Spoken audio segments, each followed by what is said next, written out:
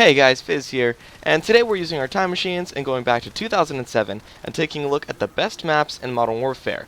Now, as there are quite a few amazing maps in this game, there may be some that didn't quite make the list, so if you think of a map that really should be on this list, go ahead and let me know in the comment section below. But let's jump right in at number 10. BLOC is a medium-sized, fairly symmetrical map. The outer lanes provided lots of long-ranged AR combat, while the fast and frantic courtyard in the middle, as well as the apartment buildings themselves, catered more to the SMG crowd, and of course the snipers would play the most dangerous game of peekaboo from the apartment windows.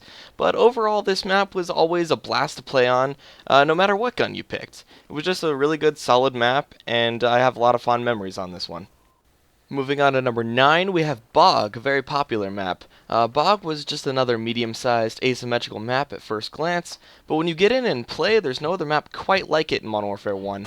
Although open, this map is surprisingly claustrophobic, and SMG players who know what they're doing can dominate.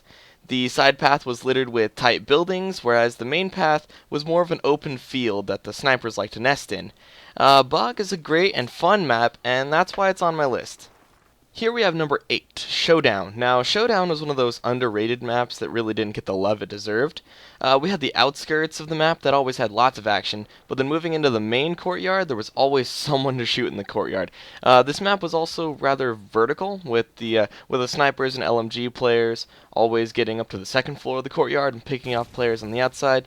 But this map was always so much fun, especially if you and your friends could lock down the top of the courtyard. You guys would basically be undefeated.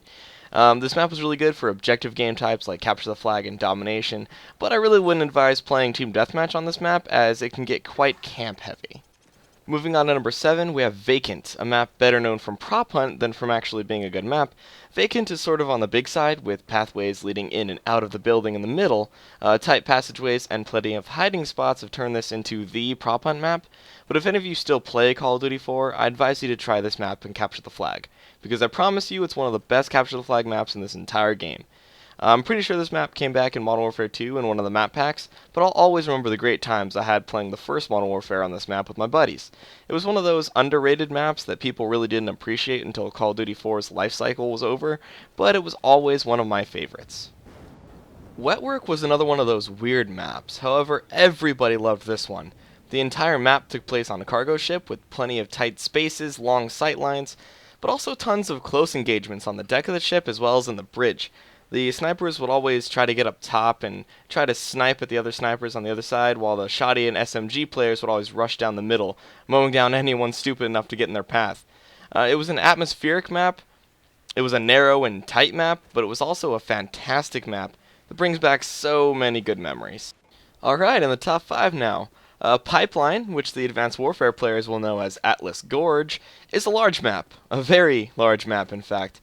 But it's one of the most iconic Modern Warfare 1 maps, as well as one of the most played, due in part to its excellent asymmetrical pathing and long sightlines. This is the kind of map that SMG and shotgun players will absolutely hate, and assault rifle, LMG, and sniper players will love, because even in the smallest area of the map, which are the buildings, assault rifles will still dominate. This map can get quite chaotic though, especially on 64-player PC servers, but this map is always fun. I remember people getting to the top of the middle building and doing 360s off of it trying to hit trick shots back when that was still relatively cool to do. Good times, good times. Now at number 4 we have Overgrown, another large map, but this one's a little different. This one had something for everyone. Tight spaces for the SMG and shotgun guys, long sight lines, and tons of brush for the LMG and snipers, as well as just medium engagements for the AR people. This map was very well rounded and very good for objective-based game modes where the player base has to constantly shift around. There's tons of brush and hiding spots in this map, so always be sure to check before you move up, lest you meet an untimely death from the sniper in the bushes you didn't see. Very good for more 64-player servers on the PC. I remember my first 64-player map I ever played was this one. It was chaotic to say the least, but this one also works very well for hardcore as well. I was surprised. First time I ever played hardcore on this map, I had an absolute blast just because of all the open sight lines and tactical movement. But definitely a great map, and that's why it's on this list at number 4. Moving on to number 3, we have Shipment. Before Rust was even a thing, this is where players would come to settle beef. Modern Warfare's original 1 vs 1 map, a map so small you've already seen the entire thing. The reimagining of this map from Ghosts was also quite good. CROSSFIRE embodies everything that people loved about the original Modern Warfare. The Middle Eastern setting, the tactical gameplay, the well-rounded, all-purpose, fast-paced gameplay. This map had something for everybody. The middle lane was always a cluster, with snipers in the adjacent buildings firing on the forces in the middle. The 2 side buildings as well provided that flank, but were very tight and home to the SMG crowd. Working as a team was really the best way to get those wins on this map. And looking back on it, this map had everything I love in a map. And this map is still one of the most played maps in the PC version of Modern Warfare, and it's really not hard to see why. But now we move on to the number 1 map in Call of Duty 4 Modern Warfare. My personal favorite map of the game, and also the most played map in both the Xbox 360, PS3, and PC versions. We have Crash.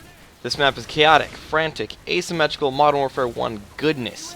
Another well-rounded map that is something for everyone. You really can't go wrong with this map. Coming in 2 different versions, Crash and Winter Crash, which is a Christmas-themed map, as well as being ported over into Modern Warfare 2, this map is popular. As I mentioned before, this is still the most played map in the game by a ratio of 3 to 1. Crash is to Modern Warfare what DE Dust 2 is to Counter-Strike. It's just that go-to map that everyone loves and that plays really well. It's small, so playing with more than 30 players gets a bit out of hand, but most servers that run this map play with 24 players, which is the ideal number for this map. Lots of buildings go through, the downed Blackhawk in the center, the sniper alley on the south side of the map, as well as the tall building, which again, snipers would do trick shots off of back when that was cool. This map was very well rounded, as well as always being fun. It's my favorite map from Modern Warfare 1, and that's why I made it into the number 1 spot. Agree with this list? Tell me down below if I missed any of your favorite maps, and don't forget to like and subscribe if you haven't already, and I'll see you in the next one. Stay classy, guys.